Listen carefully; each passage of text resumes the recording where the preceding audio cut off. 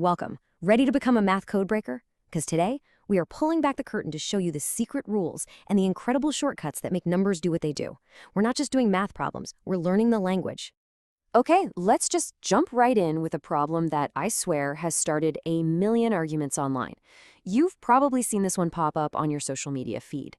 Is the answer 1 or is it 16? By the time we're done here, you will know the definitive answer. And, more importantly, you'll get exactly why it's correct.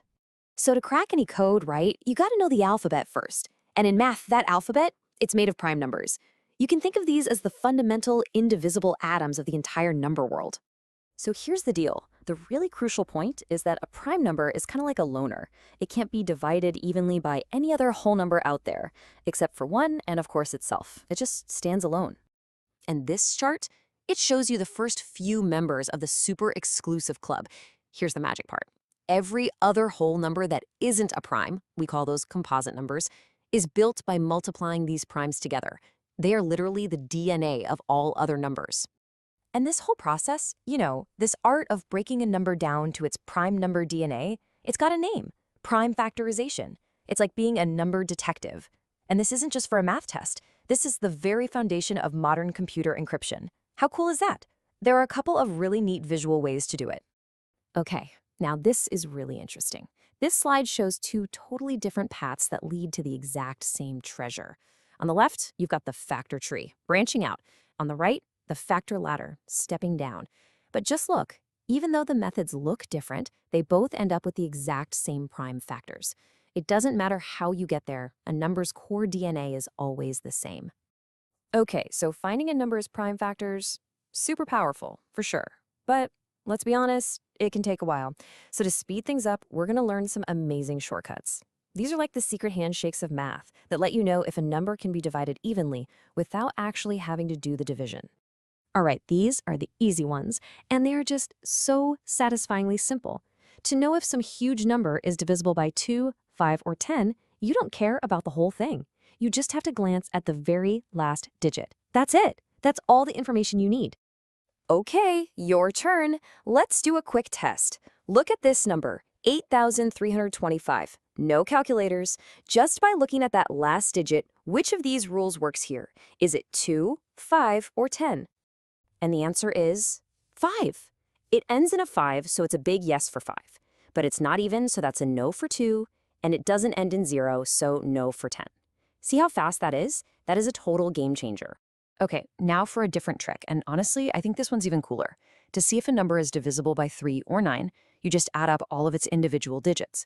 If that new, tiny little number is divisible by 3 or 9, then the original giant number is too. It feels like a magic trick, right? Let's try this awesome shortcut right now. What about this number? 2,613. Instead of trying to divide the whole thing by 9, just add up the digits. 2 plus 6 plus 1 plus 3. What do you get? Okay, so they add up to 12. Now, is 12 divisible by 9? Nope, not evenly. So we know instantly that the original number, 2,613, isn't divisible by 9 either. It's like having a secret decoder ring for numbers. No long division needed. All right, you see how this is all building on itself? We've got our number atoms, the primes. We've got our secret shortcuts, the divisibility rules. Now, we need the universal grammar that holds it all together. It's the set of rules that everyone on the planet agrees on, so we all speak the same math language and get the same answer. It's the order of operations. And this brings us full circle, right back to that first problem. The trap that so many people fall into is thinking that M for multiplication in PEMDAS always has to come before D for division. But it doesn't.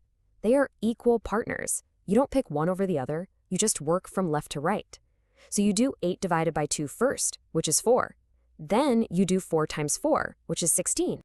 And here's the thing, the most important point. Really, this isn't a law of nature like gravity or something. It's more like grammar. It's just a set of rules we've all agreed to follow so that we're all speaking the same language.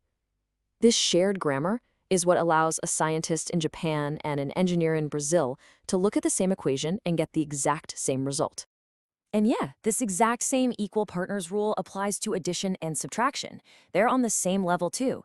You don't do all the addition first just because A comes before S in the acronym. Nope, you just solve them as they appear, from left to right. Okay, so we've got the main grammar down, but now let's look at where things get a little sneaky. We're going to finish up by tackling one of the most common traps in all of math. This thing can even fool calculators if you're not careful. Take a really close look at this. What is negative 3 squared? I mean, it seems simple enough, right? But there's a really important question hiding in here. Does that little 2 apply only to the 3 or to the whole idea of negative 3? The answer depends on a tiny but critical detail. And this right here perfectly shows you the incredible power of parentheses. See, without them, our grammar rules, the order of operations, tell you to do exponents first. So 3 squared is 9. Then you stick the negative sign on in front. But with the parentheses, they're like a traffic cop, waving their arms and shouting, hey, everything inside here is one group. So you square the entire negative 3 and, well, a negative times a negative is a positive. Boom, positive 9. So let's do a quick recap of the code we've cracked today. You now know that all numbers are built from these prime atoms. You've got these secret shortcuts for division. You get that the order of operations is just our agreed-upon grammar. And maybe most importantly, you know that parentheses are your secret weapon for controlling that grammar and making sure everyone knows exactly what you mean. Look, you've just unlocked some of the most fundamental rules that make numbers work. You're not just following a recipe anymore. You actually understand why the ingredients work together.